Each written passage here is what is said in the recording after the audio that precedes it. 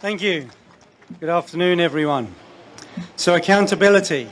Now, accountability encompasses a lot of things, and we've heard some of them today. Some of those are to do with separation of powers and to do with appointing the right people in the right roles. Are they the suitable people in those roles? Are there any conflicts of interest? All of these things all come together under the umbrella of accountability. So what I want to start with this afternoon to talk about is an Indian telco, Bharti Airtel.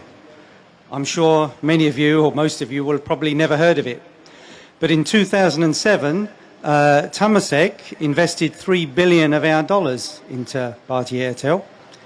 And then in 2016, for some reason, they sold it in its entirety to their subsidiary, Singtel, for a $2 billion loss.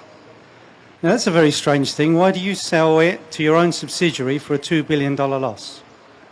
Now, maybe at that time, the Prime Minister would have thought, well, hang on a minute, Temasek is supposed to be looking after our reserves and all our funds and investing them wisely. Maybe he would have picked up the phone to talk to the head of Temasek and say, excuse me, can you justify why you're doing this? But of course we know he doesn't have to pick up the phone, he just walks around the house because the head of Temasek is his wife. Now, I don't know about you, there's plenty of men here. I've been married 20 years. If you have to go to your wife and question one of her decisions, how easy is it? How independent can you be? How can you be that divorced to have it unemotionally and rationally? Very, very difficult, right? So maybe it's not so easy to have those discussions. Now, of course, the Bharti Airtel story doesn't end there because Singtel haven't done so well with this project. And they've had some cash flow issues. In fact, the market is wondering whether they can continue to cash flow it. It's got to the point that in February, the international rating agency Moody, they re-rated the company and they re-rated it BA1. Now, what that means in layman terms is that it's got speculative elements and they're high risk of capital loss. And it's no longer an investment grade investment. So effectively, it's a junk bond if you put your money in it now. But of course, Singtel are stuck with it. They've got to keep working on it. So they announced just last week they're putting another $700 million into it. Now, of course, they're a GLC, so they're slightly separated from our reserves. However, they're not the only people who are putting money into Bharti Airtel. Who else is putting money into Bharti Airtel? GIC. GIC are going to put $1 billion almost of our money in there, and we know GIC manage our CPF, manage our reserves, manage all the commingled funds. That doesn't sound like a very responsible investment after you've seen Temasek already book a $2 billion loss, an international agency downgrade it to junk, and Singtel having to throw another $700 million in to try and keep it afloat. In that respect, do you think the Prime Minister might have picked up the phone and called the chairman of GIC and said, is this a very good investment to make? Of course, as we know, he doesn't have to pick up the phone. He doesn't even have to walk around the house. All he has to do is look into the mirror because he is also the chairman of the GIC. Now, I don't know about you, but how do you have a separate conversation inside your own head? Do you think we should do it? No, I'm not sure whether I should really do it. Are you really sure? Can you give me some facts, please? I mean, how does that work? Now, of course, obviously joking around a little bit there, maybe they are different from we are, right? You have the husband is the Prime Minister, he's also the head of one sovereign wealth, and his wife is the head of the other sovereign wealth. There may be reasons that we don't know why that is appropriate. I don't know what they are, but maybe they're out there. But then, what you've then got to say, though, is, well, okay, that's a rare case. We don't need to worry about that. But then what about SingHealth? We've had all these problems with SingHealth, haven't we? All of these data leaks. In fact, our Defence Minister, he came out and said it's a matter of national defence, it's a matter of security that we've had these leaks in SingHealth. Do you think he might have got on the phone to the head of SingHealth and say, excuse me, what's going on here? There's some problems here. But of course, does he have to pick up the phone? No, he just has to walk around the house because his wife is the head of Sing Health, right? Ivy, what's going on here? What? Okay, I'll talk to you later. Yeah. And of course, if he has to do it again because we've had another leak, and I think we just had the other day another 800,000 records of blood donors go out. Eventually, he's got no choice. Okay, Ivy, look, I'm really worried about this thing. I think it might turn up in our Auditor General's report. Oh, why don't you find out? Okay, so what does the Minister of Defence do? Well, he calls the Senior Minister of Defence, Heng Chi-hao, and he says to the Senior Minister of Defence, can you let me know if there's anything about my wife's ministry inside the Auditor General's report? Now, of course, as we know, he doesn't have to pick up the phone either, does he? Because his wife has just been made the Auditor General. So that conversation may go something like, I've got Heng on the phone and he wants to know whether his wife's got any problems in the Auditor General's report. I mean, seriously, we have husband and wife, husband and wife, husband and wife. And I've shared from a few others who've put these up that there's a lot more than just those three inside there. And we have siblings in there. And of course, I mean, doing business in here, you say, right, if you do business with your brother, you may end up not calling him brother. But we have brothers and sisters inside there. We have children of past, and we even have children of present. So with all of these interfamily relationships across the government, the GRCs, the stat boards, our ministries, how can we not have a potential for conflict of interest and not having true accountability? However hard they try, there's going to be something somewhere. And yet there's 3.5 million Singaporeans. Couldn't we find people from other families who are just as qualified in those roles to avoid that conflict of interest and avoid those potentials? I mean, it's almost like the entire government will turn up at the same reunion dinner every New Year. Of course, it's not quite that bad, although it's only 1 or 2 steps removed, because we have our scholars. We have our scholars and generals. They're also mixed in there. And this is where we start to look at, do we have the right people in the right roles? Now, many of you will know the story of NOL. You know, we're a trading nation. Our jewel in our crown was our shipping line, NOL. And of course, we should have something like that. Anyone who knows the shipping business knows that it's a cutthroat business. Those people who do well in that business are people who've done it from a young age. They know it inside out because it's also ever changing. So you have to have a lot of in-depth industry knowledge, right? You have to be an entrepreneur. You have to be quick on your feet. There's a lot of things you need to know to be successful in the shipping business. Who did we put in charge of NOL? We picked one of our generals, Ng Turn, right? 5 years there. What happened? Ran it into the ground. We had to sell it off as a loss-making entity. Now, the French company that bought it over, they had the experience of doing the business in the shipping industry. They had the entrepreneurs. They had the business acumen. And within 1 year, they turned it round and they started making a profit out of it. Now, did we learn from that? Did someone go, Chatyan, you did okay in the army, made it to the top. Not so much with NOL. Let's find you a safe job somewhere in the civil service where, you know, you're not going to cause any trouble. No, they put him in charge of SPH Holdings, another one of our GLCs. Now, for those of you, if any of you look into their financial records, they're not doing so well now either. Technically, they're in the black, but they're only held there, 1, by their real estate investments, and 2, by all their new businesses in aged care. It's like, SPH, aren't you a publishing company? Isn't that your core business? Why are you in aged care? But we actually see this quite a lot. Our GLCs will often dabble in safe local businesses to support what they can't do in their core business because they can't do it properly because they don't have the requisite knowledge. And if they ever try and do it overseas, well, that's a gone case before they even start, right? And then we get to SMRT. So, of course, we started off, we had a lady who was a businesswoman running it, but, of course, it was a public transport and train system, and her background was retail. But, okay. But then what happened? Our MRT system started to resemble a series of shopping malls that just happened to have some trains running between them. And it started to have all sorts of problems, so we had to replace her. Who did we replace her with? Someone who's got public transport experience? Someone who knows something about trains? No, we picked another general, exactly. And what happened with that general, we know, another 5 years. Unfortunately, things didn't get better. They may have got worse. We had some of those unfortunate accidents. Tragically, some people were killed. And so, we had to do something different. Now, it sounded for a while that they learnt their lesson because we had a worldwide search for talent. Excellent. And if any of you ever checked up, when Desmond Quek was at his peak, if he had a peak, he was earning, through salary and bonuses, $2.31 million a year. Right? That's more than double the head of any MRT and metro system anywhere in the world. With a salary and bonuses like that, you'd have thought we could have got anyone, the head of the Japan MRT, the New York Metro, the London Underground, whoever. We could have got the best people in the world for so much money. Who did we get? We got another general.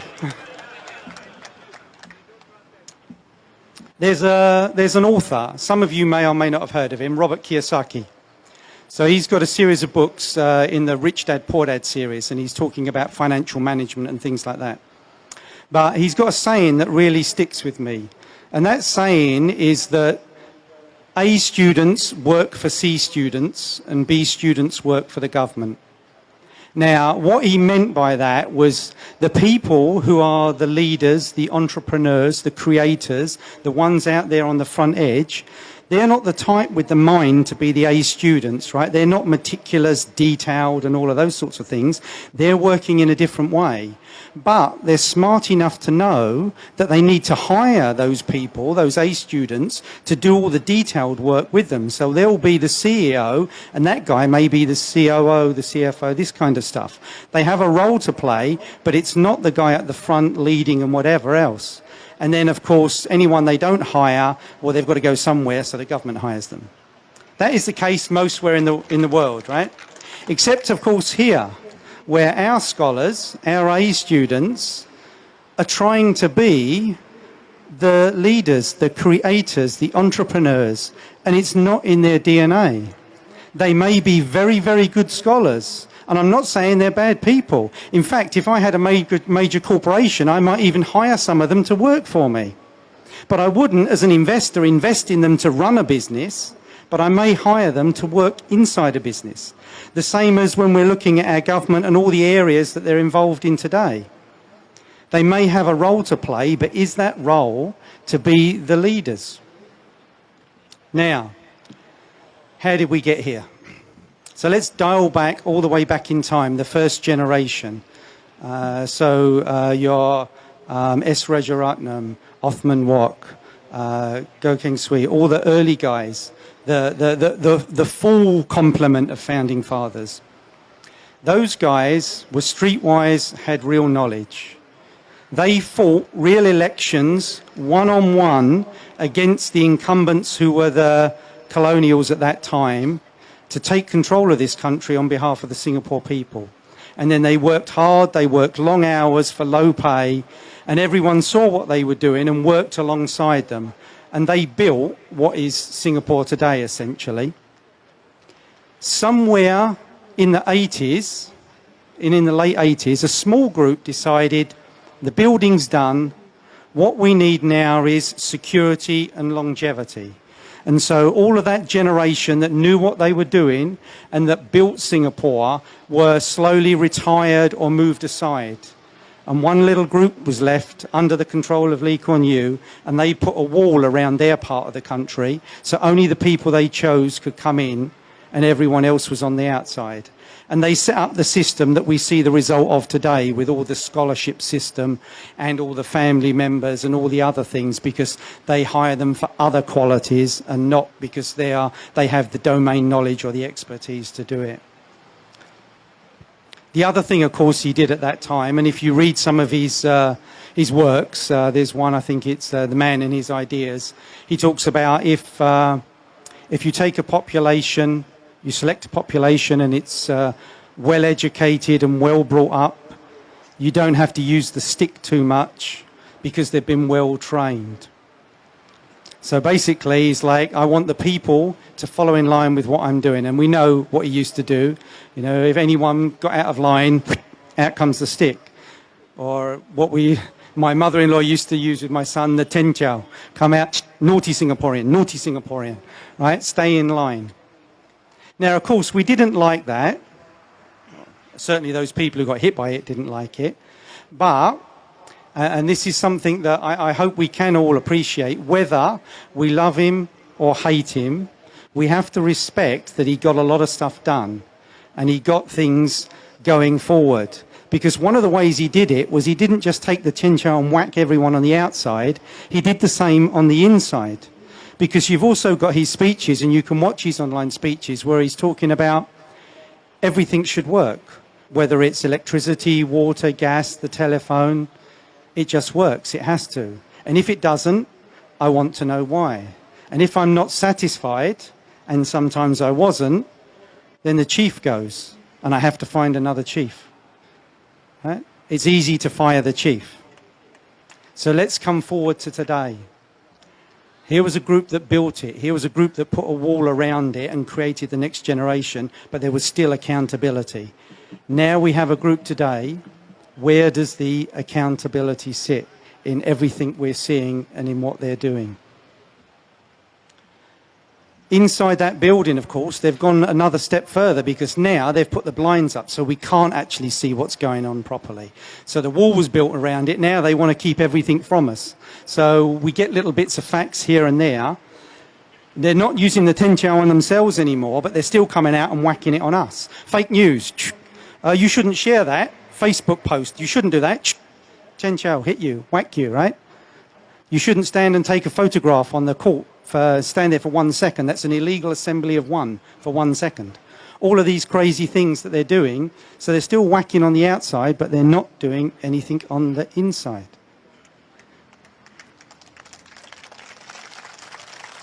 So now we're thinking about suitability, we're thinking about accountability.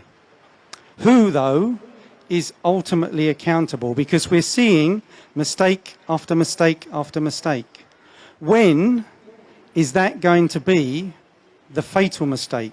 Not just another mistake, but the fatal mistake. And it could come in many means.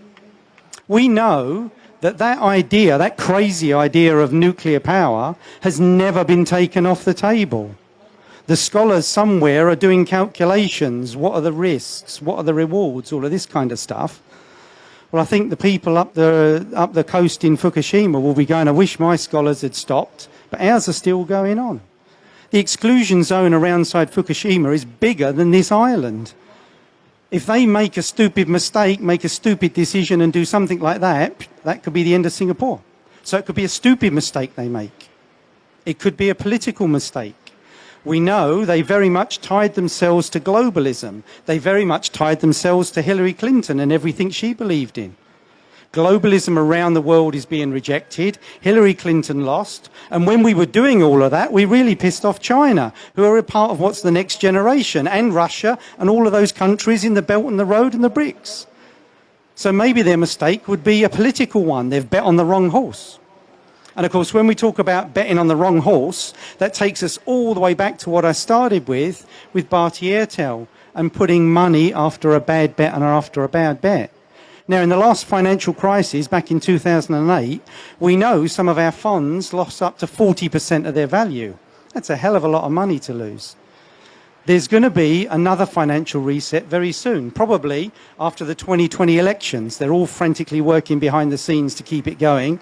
But monetary systems always change every so often. Ours is way overdue. We've got a geopolitical change, financial change. Maybe we have the wrong bets. And when that change happens, where do we go? So one day, we all wake up and the house that was built by the first generation is now laying in big ruins.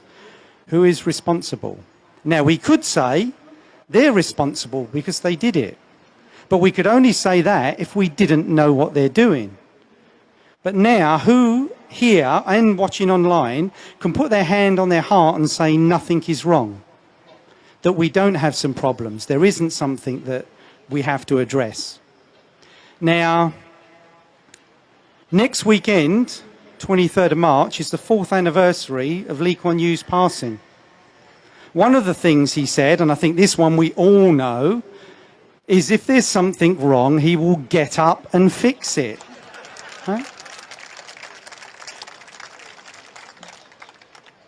We may need it, but do you think he's going to get up next week and take out the tin chow and fire some of the chiefs and start getting it all back in order? I don't think so. So he can't hold them accountable. They're not holding themselves accountable. That leaves us. We have to hold them accountable. Right? We have to say, our building is on fire, we've got to come and put this fire out. Right? Not just the people sitting here and watching now, but all your friends and relatives. You've got to talk to all of them about this, because this is very serious, because we don't know when that fatal mistake may happen. Now, what I want to leave you with is something that I shared online this week. I shared an article on the quality of leadership. And one bright spark came up and said, well, what about the quality of the opposition? Okay, fair point. First of all, if your house is on fire and the fire brigade turns up, do you put a table out the front and start interviewing them? Are you a good fireman? Have you learnt this? Or do you get them through the door and put the fire out? Right? So we've got to see what the problems are that we have to focus on. First of all, we've got to put out this damn fire, right? Now, of course, yes, we do need to also have the right people coming in. So this is where I'm also going to put an appeal out to you. As I said earlier, 3.5 million Singaporeans. Parliament has 89 seats. Somewhere in those 3.5 million, do you think we could find 89 people with the qualities we need to put it right? Now, of course, you know, myself and Tian and some of the other alternative parties are already up here putting our hat in the ring. It may not even be us as the ones that's going to do it. We don't know, right? What we do know is we're all on the same team. It's Team Singapore, and we need to get it fixed.